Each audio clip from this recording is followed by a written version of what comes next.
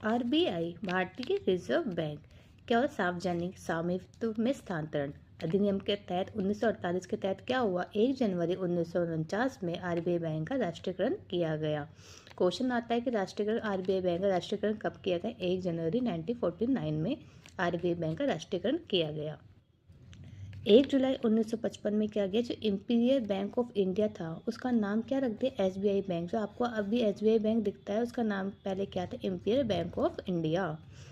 19 जुलाई 1969 में क्या किया? 14 बैंकों का राष्ट्रीयकरण किया गया। किसने किया? भारत सरकार के द्वारा 14 बैंक का राष्ट्रीयकरण हुआ जिसमें पूंजी लगी 50 करोड़। उसके बाद 15 अप्रैल 1980 में 6 बैंकों का राष्ट्रीयकरण किया गया और उसमें पूंजी लगाई 200 करोड़ रुपीस।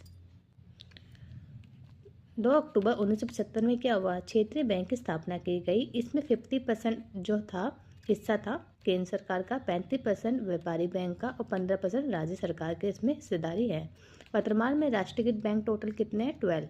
और आरबीआई की स्थापना आरबीआई एक्ट 1934 के तहत 1 अप्रैल 1935 में हुई थी। जो आरबीआई की स्थापना कब हुई थी? 1 अप्रैल 1935 में हुई थी। और किसके तहत हुई थी? आरबीआई एक्ट 1934 के तहत। ये आपके क्वेश्चन पेपर्स में पूछे जाते हैं, वो कोई भी गवर्नमेंट का एग्जाम हो उसमें ये सारे क्वेश्चंस आते हैं।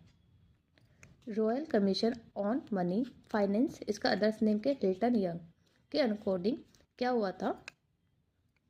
इन्होंने ही क्या किया था? Royal commission of money finance, जिसका अदर नेम हिल्टन यंग है, इनकी ही सिफारिश में आरबीआई जो बैंक आपकी स्थापना की गई थी।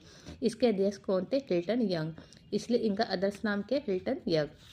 1 जनवरी 1949 में क्या हुआ? आरबीआई बैंक का राष्ट्रीयकरण किया गया। ये डेट भी बहुत इंपॉर्टेंट है। आरबीआई के जो गवर्नर थे, फर्स्ट गवर्नर कौन थे? Sir Osborne Smith. स्वतंत्रता प्राप्ति के बाद जब हमारा देश आज़ाद हुआ तो उसके बाद कौन से गवर्नर थे? सीडी देशमुख। और वर्तमान में आरबीआई के गवर्नर कौन है? संजय मल्होत्रा, जो 26वें गवर्नर जनरल हैं। और 25वें कौन थे? हमारा शक्तिकांत दास।